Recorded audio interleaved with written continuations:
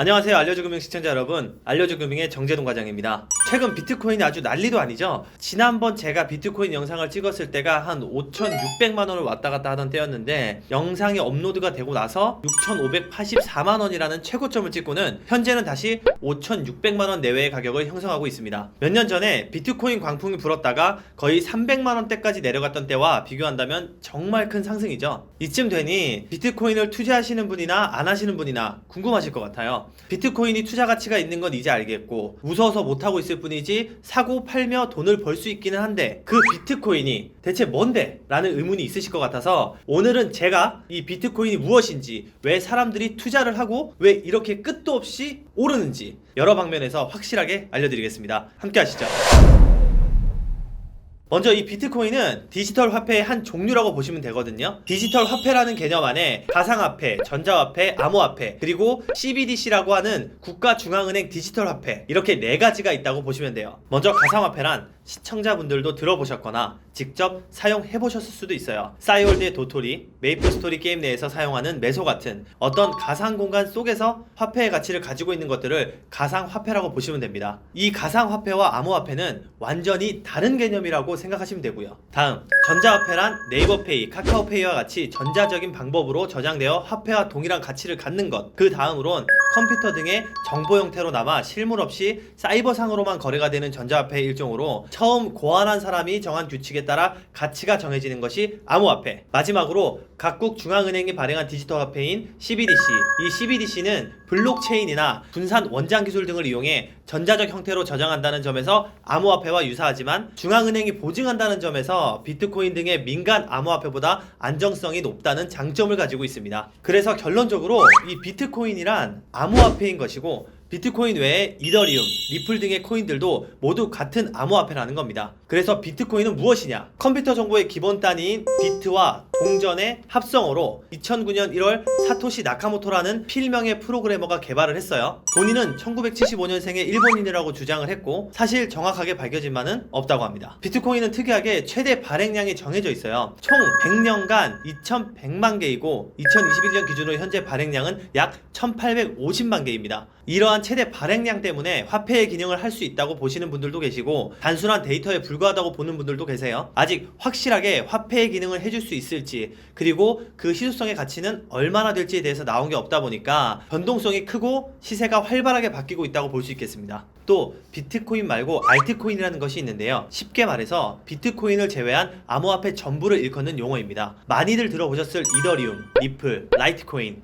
에이다 등의 코인들을 알트코인이라고 부릅니다. 변동폭이 클 때는 사진처럼 165%씩 상승하는 경우도 비일비재하다 보니까 더욱이 주의를 요한다고 볼 수 있습니다. 현재의 화폐 거래는 은행이나 증권사, 카드사 등을 거쳐야만 다른 개인에게 돈을 보낼 수가 있죠. 그러나 암호화폐는 이와 다르게 이러한 주인이 없기 때문에 사람들 간 개인 거래를 할 수 있다는 게 특징입니다. 암호화폐 이야기를 할 때면 항상 이 블록체인이라는 기술 얘기가 나오는 이유인데, 이 기술의 핵심은 중앙 집권형 구조를 벗어나서 탈중앙화된 서버를 통해서 개인 간의 거래를 할 수 있는 것이 장점이라는 건데, 이러한 것을 실현하기 위한 도구가 바로 비트코인이었다는 거죠. 또한 지금의 화폐의 경우 예전보다는 덜하지만 위조 지폐라는 것이 있죠. 그러나 블록체인 기술을 활용한 이 암호화폐는 개인 간에 모두 이어져 있는 정보가 있기 때문에, 예를 들어 A라는 암호화폐를 위조하려고 하면 다른 사람이 가지고 있는 B와 C도 모두 위조해야만 하기 때문에 사실상은 위조가 불가능하다는 내용도 있습니다. 비트코인을 채굴한다는 말 들어보신 적 있으신가요? 채굴이란 컴퓨터를 이용해서 블록의 이름을 표시한 해시 함수를 찾아내면 비트코인을 발행하여 지급하는 것인데요. 말만 들어도 어렵게 느껴지시죠? 쉽게 말해서 그래픽카드나 채굴기를 활용하고 전력을 사용해서 비트코인을 만들어낸다고 보시면 됩니다.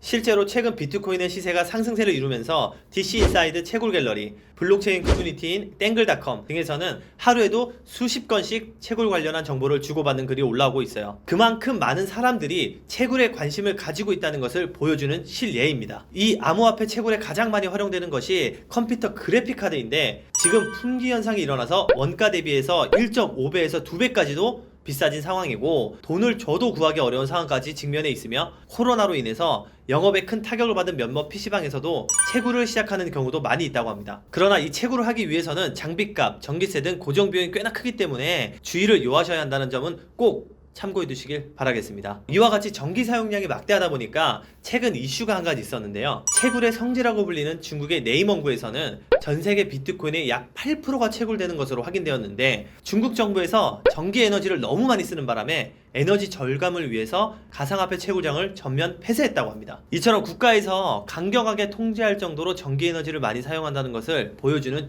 예라고 볼 수 있죠. 지금은 암호화폐에 관련된 법률이나 규제가 확실하게 자리 잡은 것이 많이 없다 보니까 미 금융당국이나 미 재무부에서도 명확한 규제가 있어야 한다라고 언급하면서 더욱이 암호화폐 변동성이 커지고 있는데요. 2022년 1월 1일부터 우리나라에서 비트코인을 비롯한 암호화폐 거래에 세금을 매길 예정이라고 발표를 했습니다. 연 250만원 이상의 수익을 올리면 20%의 세율을 부과한다는 것인데요. 예를 들어 22년에 1년간 비트코인으로 총 1000만원을 벌었다면 250만원을 제외한 750만원의 20%인 150만원을 세금으로 내야 한다는 겁니다. 그러나 투자자가 돈을 벌면 과세 의무가 있는데, 반대로 투자자 보호는 없어서 청와대 국민청원 게시판에는 비트코인과 주식에 대한 과세 차별을 하지 말라는 청원이 올라오기도 했었습니다. 그만큼 지금 우리나라뿐만 아니라 전 세계에서 비트코인의 시세 상승을 주목하고 있고 투자 자산으로 염두를 두고 있다는 것을 보여주는 거죠. 다음 이야기가 궁금하시죠? 바로 이어서 다음 편에서 계속 설명드리겠습니다.